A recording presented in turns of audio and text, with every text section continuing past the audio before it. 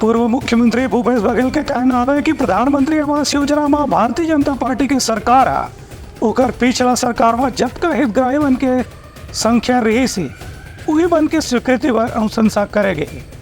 एक भी नवा हितग्राही के नाम नहीं जोड़ेगी।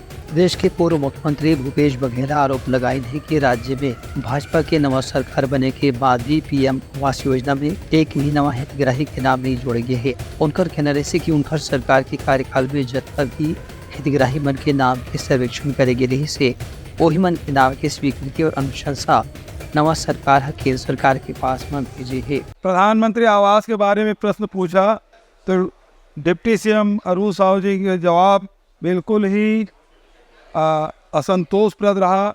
एक तरफ दावा करते हैं 18 लाख आवास देने के बाद उन्होंने विधानसभा में स्वीकार किया कि शहरी क्षेत्र में एक भी आवास योजना स्वीकृत नहीं है। दूसरी बात मैंने उससे पूछा कि डीपीआर जो भेजे हैं कितना भेजे हैं, तो उन्होंने कहा कि 19,600 का आसपास आंकड़े बताए जो हमारी सरकार के समय भेजा गया था, लेकिन उसमें से भारत सरकार से एक भी स्वीकृत होकर नहीं आया है। तीसरी बात मैंने पूछा कि जो पट्टाधारी हैं जो कच्चे मकान हैं उसका डीपीआर बनाएंगे कि नहीं बनाएंगे, जो पट्टा वितरण अधूरा रह गया है उसको करेंगे कि नहीं करेंगे।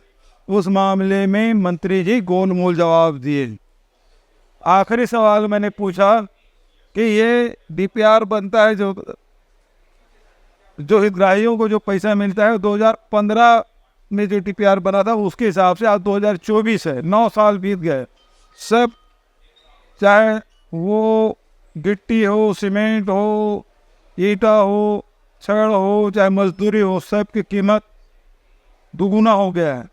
तो ऐसे में आप इसके सुधार करेंगे कि नहीं करेंगे, इस मामले में भी उन्होंने कोई संतोषप्रद जवाब नहीं दिया।